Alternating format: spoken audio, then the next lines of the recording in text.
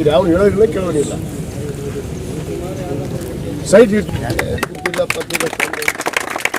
ನಮ್ಮ ಕ್ಷೇತ್ರದ ಜನಪ್ರಿಯ ಶಾಸಕರಿಗೆ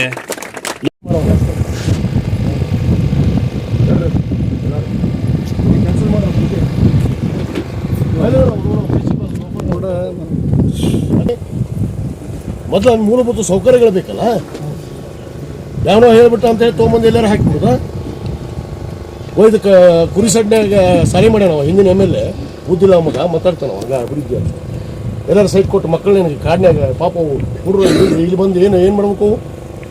ಯಾರು ರಕ್ಷಣೆ ಕೊಡ್ತಾರೋ ಅವ್ರಿಗೆ ದಿವಸ ಪೊಲೀಸರು ಕೊಡ್ತಾರ, ಬಂದಿಲ್ಲ ಪೊಲೀಸ್ ಪ್ರೊಟೆಕ್ಷನ್ ಕೊಡೋಕ್ಕಾಗತ್ತೆ? ಪಾಪ ಹೆಣ್ಣುಡ್ರು ಇರ್ತಾವು. ನನಗೂ ಮತ್ತು ನಮ್ಮ ಸರ್ಕಾರದ ವತಿಯಿಂದ ನಮ್ಮ ಸಮಾಜ ಕಲ್ಯಾಣ ಇಲಾಖೆ ಸಚಿವರು ಸನ್ಮಾನ್ಯ HC ಮಾದೇವಪ್ಪನವರು ಇವತ್ತು ನನ್ನ ಬೇಡಿಕೆಯ ಮೇರೆಗೆ ಏನು ಅಂಬೇಡ್ಕರ್ ವಸತಿ ಶಾಲೆಯನ್ನು ನಾವು 2017ರಲ್ಲಿ ಪ್ರಾರಂಭ ಮಾಡಿದ್ವಿ. ನಾನು ಶಾಸಕನಿದ್ದಾಗಲೇ ಅದನ್ನು ಒಂದು ಸುರಕ್ಷಿತವಾಗಿ ಜೋಶಿ ಗಲ್ಲಿಯಲ್ಲಿ ಪ್ರಾರಂಭ ಮಾಡಿದ್ದೆ, ಒಂದು ಬಾಡಿಗೆ ಒಂದು ಕಟ್ಟಡದಲ್ಲಿ. ಅದನ್ನು 2018ರಲ್ಲಿ ಏನು ಈ ಹಿಂದಿನ ಶಾಸಕರು ಬಂದ ಮೇಲೆ ಅದನ್ನ ಒಯ್ದು ಕುರಿ ಸಡ್ನ್ಯಾಗ ಶಾಲೆಯನ್ನು ಪ್ರಾರಂಭ ಮಾಡಿದರು. ನಿಮಗೂ ಹೋಗಿ ನೋಡ್ರಿ ಸ್ವಲ್ಪ. ಅಲ್ಲಿ ಮಕ್ಳು ಹೆಂಗಂದ್ರೆ ನಾನು 2 ಸರಿ ಭೇಟಿ ಕೊಟ್ಟಿನಿ. ಅಲ್ಲಿ ಮಕ್ಕಳು ಊಟ ತಿನ್ನಕ್ಕೆ ಸರಿ ಇಲ್ಲ, ಇರೋದಕ್ಕೆ ವಸತಿ ಸರಿ ಇಲ್ಲ, ಅಂಥ ಜಾಗದಲ್ಲಿ ಹೋಗಿ ಪ್ರಾರಂಭ ಮಾಡಿದ್ವಿ.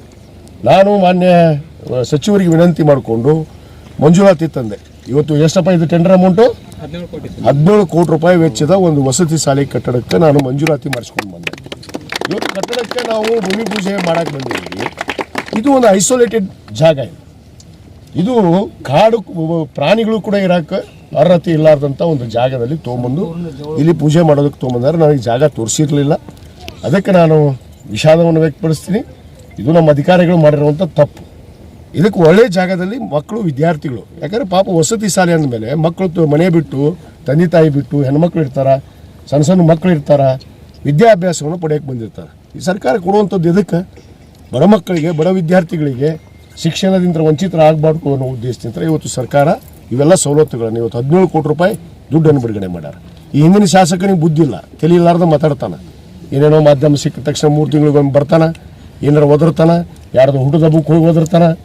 ಅವನಿಗೆ ಹುಚ್ಚು ಹಿಡಿದೈತೆ, ಅವ್ನಿಗೆ ಅರು ಚಲೋ ಆಗೈತಿ, ಮೆಂಟಲ್ ಆಗ್ಯಾನವ ಅಷ್ಟೇ. ಅವನಿಗೆ ಮೆಂಟಲ್ ಅಂತ ಹೇಳ್ತೀನಿ ನಾನು. ಅವ್ನು ಏನೇನೋ ಮಾತಾಡೋದು ಸುಮ್ಮನೆ ಹಂಗೆ ಮಾಡ್ತಾರೆ ಶಾಸಕರು. ಏನು ರುಜು? ಆರೋಪ ಮಾಡೋ ಪೂರ್ವದಲ್ಲಿ ಆಧಾರವನ್ನು ಇಟ್ಕೊಂಡು ಮಾತಾಡ್ಬೇಕು. ಆರೋಪ ಮಾಡೋ ವಿನಾಕಾರಣ ಆರೋಪ ಮಾಡಬಾರ್ದು. ಅದಕ್ಕೆ ಹೇಳ್ತೀನಿ ಅವನಿಗೆ, ಅವನು ದೊಡ್ಡ ಅಲ್ಲವ ದಡ್ಡ, ಅವ ದಡ್ಡನಾಗೆ ಉಳಿತಾನ. ಪಾಪ ಕುರಿ ಸಡ್ನ್ಯಾಗ ಹೋಗಿ ಮಕ್ಕಳನ್ನ ಹಾಕಿದ್ದ. ಅಲ್ಲಿ ಹೋಗಿ ನಾನು ಏನೋ ಈ ಮಂಜೂರಾತಿ ಮಾಡಿಸಿ ಬೆನ್ನತ್ತಿ ಟೆಂಡರ್ ಮಾಡಿಸಿ ಇವತ್ತು 17 ಕೋಟಿ ರೂಪಾಯಿ ಸ್ಯಾಂಕ್ಷನ್ ಮಾಡಿಸಿದ್ದೀನಿ. ಇವನೇ ಮಾಡಿದ್ದು ಜಾಗ. ಇದು ಜಾಗ ಕೂಡ ಅವನ ಅವಧಿಯಲ್ಲೇ ಆಗಿದ್ದ 19ರಲ್ಲಿ. ಅದಕ್ಕೆ ನಾನು ಇದನ್ನು ನಿರಾಕರಿಸ್ತೀನಿ.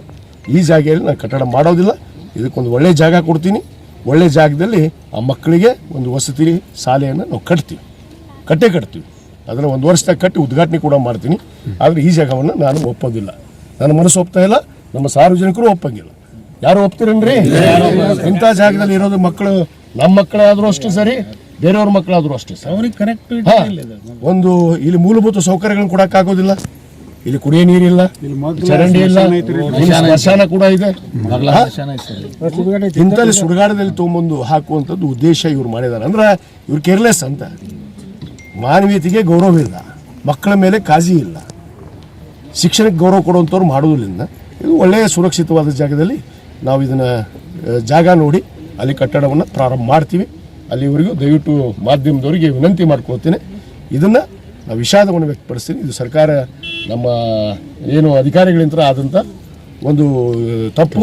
ಆ ಅಧಿಕಾರಿಗಳ ಮೇಲೆ ಕ್ರಮಕ್ಕೂ ಜರುಗಿಸ್ತೀನಿ, ನಾನು ಬಿಡೋದಿಲ್ಲ. Thank you. ಯಾರು ರಕ್ಷಣೆ ಕೊಡೋರವ್ರಿಗೆ ಕಟ್ಬಿಟ್ಟು ಹೋಗ್ಬಿಡ್ತೀವಿ ನಾವು.